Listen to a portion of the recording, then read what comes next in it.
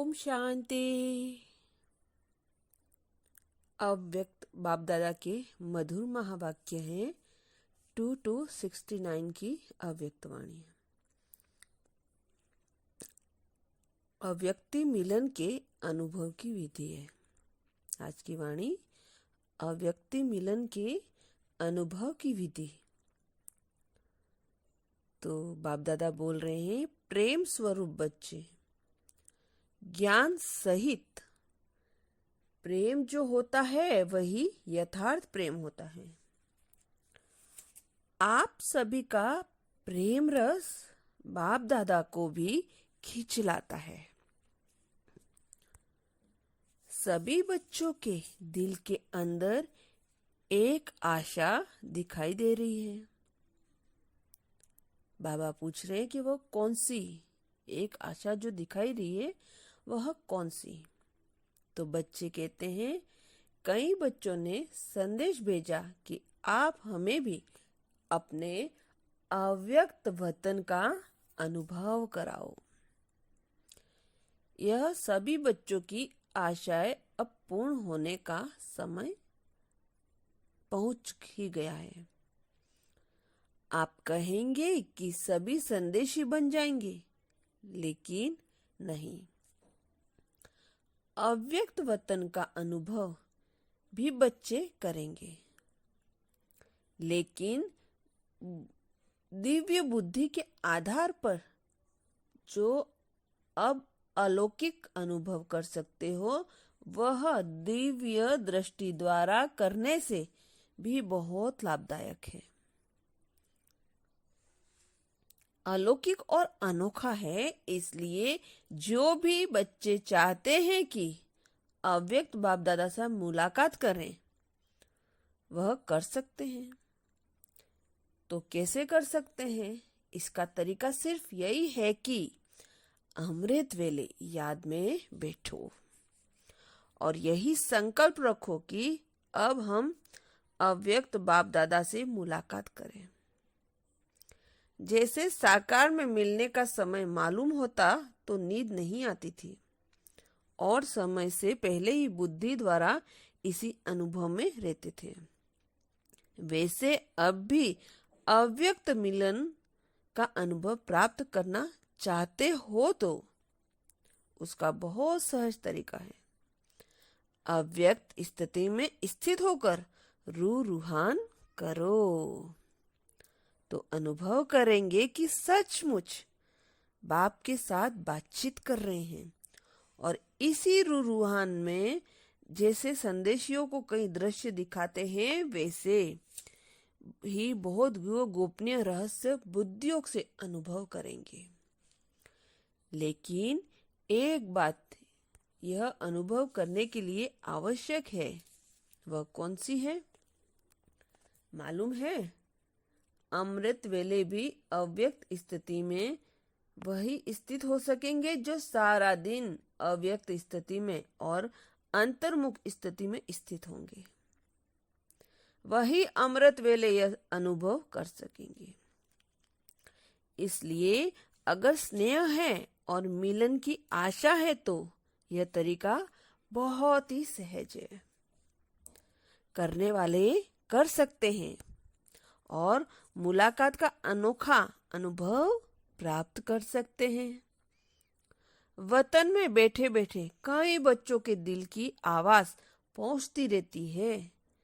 आप सोचते होंगे शिव बाबा बहुत कठोर है, लेकिन जो होता है उसमें रहस्य और कल्याण है। इसलिए जो आवाज पहुंचती है वह सुनकर के हर्षित रहता हूँ। क्या बाप दादा निर्मोही है? आप सभी बच्चे निर्मोही हो, निर्मोही बने हो तो बाप दादा निर्मोही और बच्चों में शुद्ध मोह, तो मिलन कैसे होगा? बाप दादा में शुद्ध मोह है, साकार बाबा का बच्चे में शुद्ध प्यार था। शिव बाबा का नहीं है, बाप दादा का है। जैसे हमारा है वैसा नहीं, शुद्ध मोह बच्चों से भी जास्ती। लेकिन बाप दादा और बच्चों में एक अंतर है। वह शुद्ध मोह में आते हैं, आते हुए भी वह शुद्ध मोह में आते हुए भी निर्मोही हैं। और बच्चे शुद्ध मोह में आते हैं तो कुछ स्वरूप बन जाते हैं, या तो प्यारे बनते या तो न्यारे बनते हैं। लेकिन बाप दादा प्यारे और न्यारे साथ साथ बनते हैं। यह अंतर जो रहा हुआ है, इसको जब मिटाएंगे तो क्या बनेंगे? अंतर्मुख, अव्यक्त, अलौकिक। अभी कुछ कुछ लौकिकपन भी मिल जाता है, लेकिन जब यह अंतर खत्म कर देंगे तो बिल्कुल अलौकिक और अंतर्मुखी अव्यक्त फरिश्ते नजर आएंगे। इस साकार वतन में रहते हुए भी फरिश्ते बन सकते हो। आप फिर कहेंगे, आप वतन में जाकर फरिश्ता क्यों बने? यहाँ ही बनते। लेकिन नहीं, जो बच्चों का काम वह बच्चों को साजे। जो बच्चों का काम है वह बच्चों को साजे। जो बाप का कार्य है वह बाप ही करते हैं। बच्चों को अब पढ़ाई का शो दिखाना है, टीचर को पढ़ाई का शो नहीं दिखाना है। टीचर को पढ़ाई पढ़नी होती है, स्टूडेंट को पढ़ाई का शो दिखाना होता है। शो केस में शक्तियों को, पांडवों को आना है। बाप दादा तो है ही गुप्त। अभी सभी के दिल में यही संकल्प है कि अब जल्दी जल्दी ड्रामा की सीन चलकर खत्म हो, लेकिन जल्दी होगी, हो सकती है, होगी या हो सकती है। भाभी जो बनी हुई है वह तो बनी हुई रहेगी, लेकिन बनी हुई भावी में यह इतना नजर आता है कि अगर कल्प पहले माफिक संकल्प आता है तो संकल्प के साथ साथ अवश्य पहले भी पुरुषार्थ तीव्र किया होगा। तो यह भी संकल्प आता है कि ड्रामा का सीन जल्दी पूरा कर सभी अव्यक्त वतनवासी बन जाएं। बनना तो है, लेकिन आप बच्चों में इतनी शक्ति है जो अव्यक्त वतन को भी व्यक्त में खींचकर ला सकते हो। अव्यक्त वतन का नशा व्यक्त वतन में बना सकते हो। आशाएं तो हर एक की बहुत है, ऐसे ही पहुंचती है जैसे इस साकार दुनिया में बहुत बड़ी ऑफिस होती है टेलीफोन और टेलीग्राफ की, वैसे ही बहुत शुद्ध संकल्प की तारे वतन में पहुंचती रहती है। अभी क्या करना है? कई बच्चों के कुछ लोक संग्रह प्रति प्रश्न भी है, वह भी पहुंचते हैं। कई बच्चे पूछते हैं कि साकार द्वारा तो यह कहाँ की सूक्ष्म वतन है ही नहीं, तो बाबा कहाँ गए? कहाँ से मिलने आते हैं? कहाँ वह संदेश भेजते हैं? क्यों भोग लगाते हो? इसका भी राज है। क्यों कहा गया था? क्यों कहा गया था? इसका मूल कारण यही है कि जैसे आप लोगों ने देखा होगा कि कभी कभी छोटे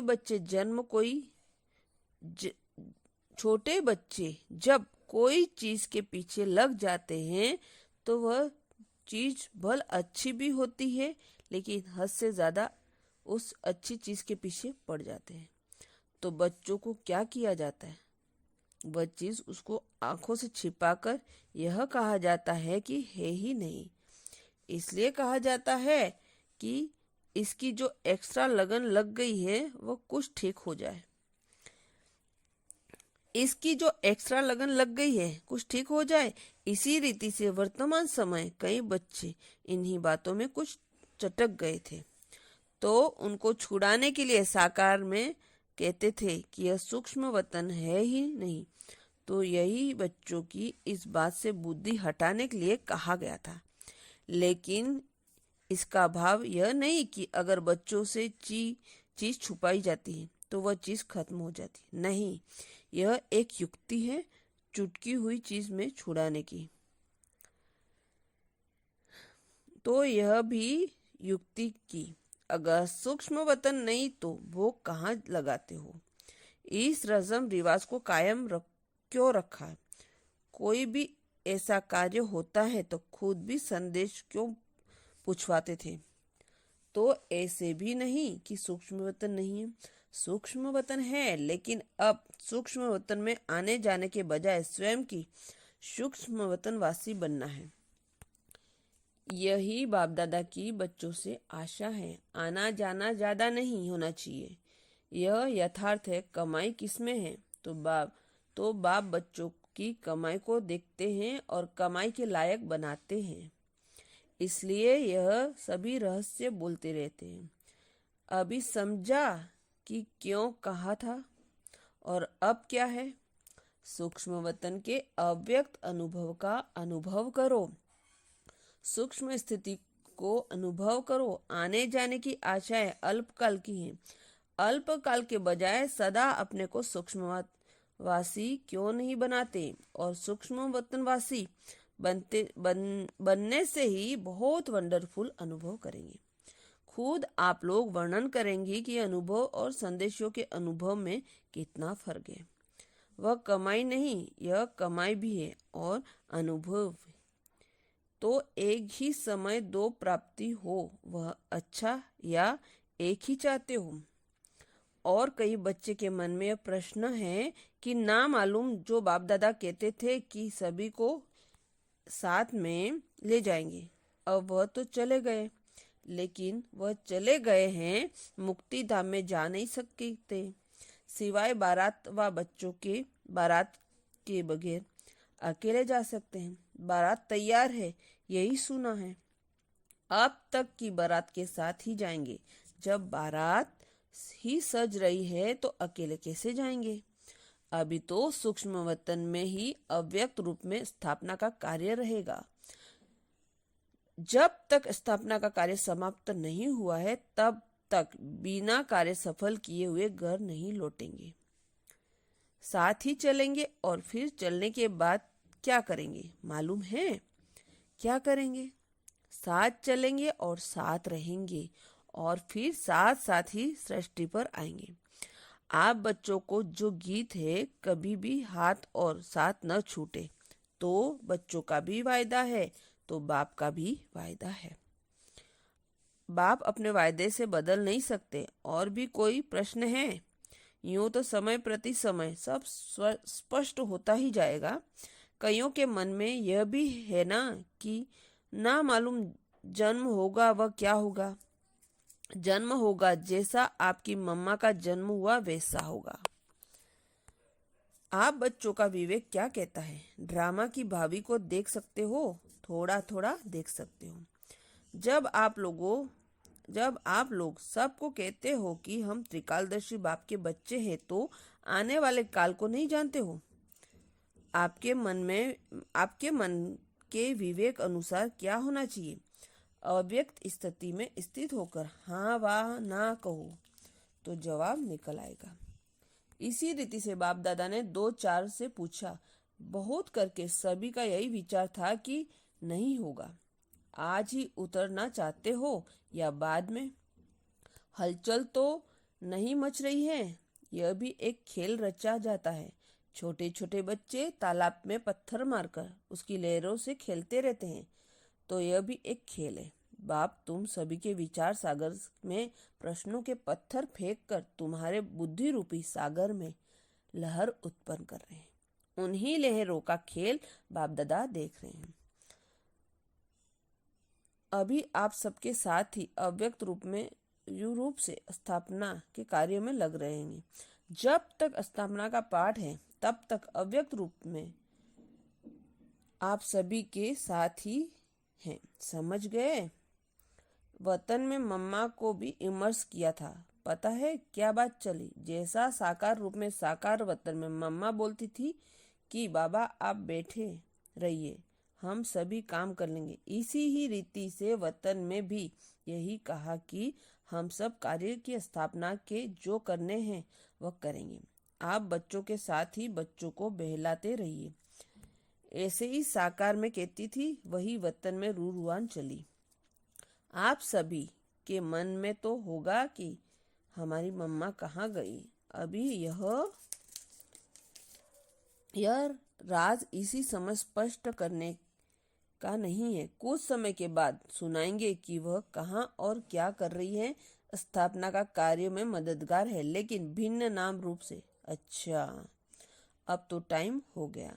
आज वतन में दूर से ही सवारी में खुशबू आ रही थी। देख रहे थे कैसे स्नेह से सजे बना रहे हैं, कैसे स्नेह से चीजें बना रहे हैं। आपने देखा भंडारे में चक्र लगाए, चीजों को खुशबू नहीं, स्नेह की खुशबू आ रही थी।